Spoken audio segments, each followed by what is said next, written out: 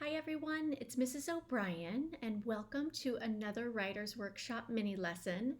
This week in Writer's Workshop, you get the opportunity to write anything you want. So all of the teachers are really excited this week because you get to choose what you write. And I'm going to do a little bit of reviewing on what we've written to give you some ideas. And on your weekly lesson plan, there's a link to more ideas. So if you're having a hard time coming up with something, maybe you do one of the things that I'm suggesting here. Otherwise, do whatever you want. So let's take a look at some of the things we've done this year and some of the things that you could do. Tell a true story. So think of something that happened to you and tell about it in your writing. And we call this a narrative. And you may remember that you did this earlier in the school year. So tell a true story. What about making up a story? It doesn't have to be real, all made up. Anything that your mind can create, make up anything and write that. Let's pause on those two things and take a look at some of the kinds of paper that you can use. You might have a notebook at home that just has regular lined paper, and you could write in that, and this is a really great option for you. Maybe you just have regular unlined paper and you want to write on something like this. This is a little bit harder because it's harder to have the straight lines, but if you have it and it works for you, use this, especially maybe in poems. Also, I've given 3 different sheets that you can print out. You don't have to print out. Like I've said, you can use your own paper, but there's this type of paper. And so it's got the lines, makes it a little bit easier for you to write on. There is this type of paper, which you've seen from class. Same lines, but a place for you to draw a picture to go with your story up there. And then there's this paper with the lines and a really big place for you to draw a picture to go with your story. So any of these kinds of paper or something else that you have is a good option for you to use. All right, let's keep looking at our ideas. Write a book. Wow, what could we write a book about? Oh, maybe you want to write a how-to book. How to take care of your cat, or how to make a milkshake, or how to do anything that you know and love how to do. Maybe you want to write a picture book. So I just grabbed a book that I have that I like, and you might find inspiration from some books that you have at your house. And so this book has pictures, and then it has the story. It's a little bit wrinkled up because we read this book a lot. And so maybe you want to write a picture book. Maybe the picture tells most of the story, but the words in the writing explain it too.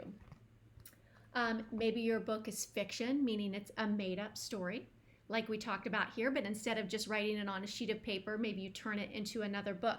Now, if you have blank paper at home or lined paper, you can make a book by taking this paper, folding it in half like this. I'm going to set it down and I'm just going to fold it in half.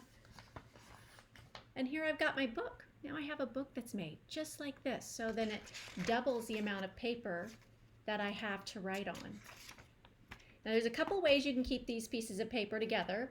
You can take a stapler, if you have a stapler at home, and you can just staple along the edges.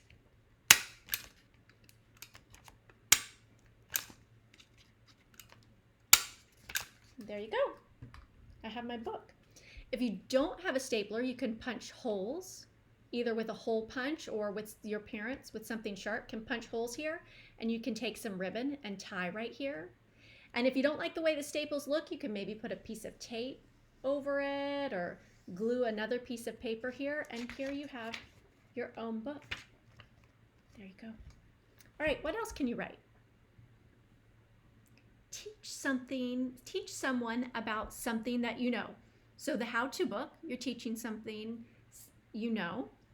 Or maybe you want to make a brochure, and I don't think you guys have done this yet, so I just made a little example.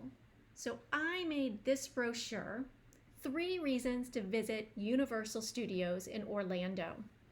And I said that the 3 reasons are the worlds, that's what I called the different places to go, the food, and the rides. And I didn't complete this entire brochure, so you're going to see some little spots. So I just took a piece of paper and I folded it into thirds, fold one over that, so that when you open it up, you have your brochure. And I have my worlds, Diagon Alley and Hogsmeade, and then I would write some information here, and the food. And you can see I wrote information here, and then my last one, so I was all about the rides. And I'm writing about one ride here, you'd see more there. Now I printed pictures off from my computer, but you could draw some pictures.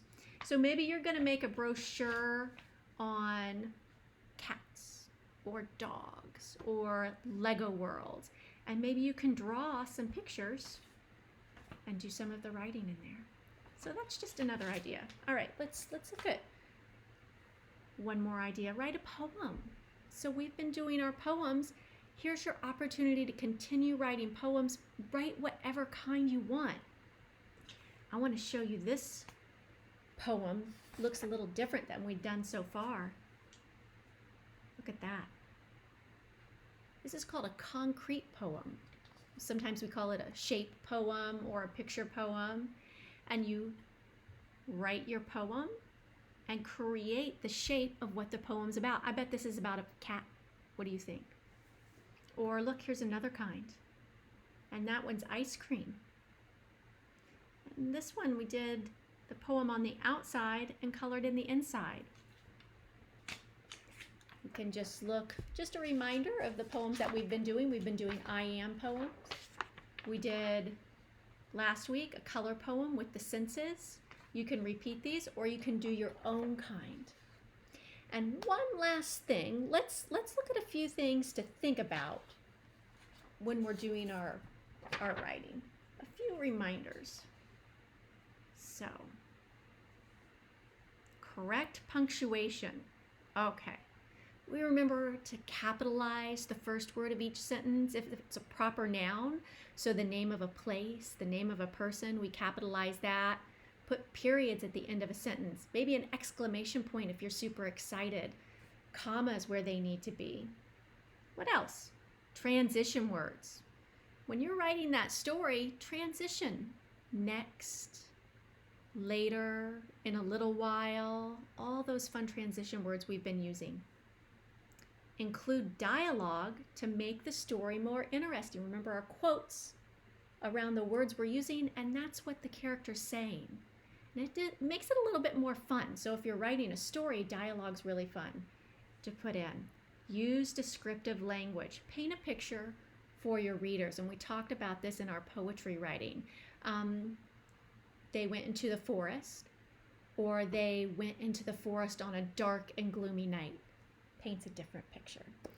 All right, guys, our second video of the week has more ideas that I'm going to share with you. So you can watch 2 videos in one day, or you can spread it out like normal. Have fun writing. Bye, guys.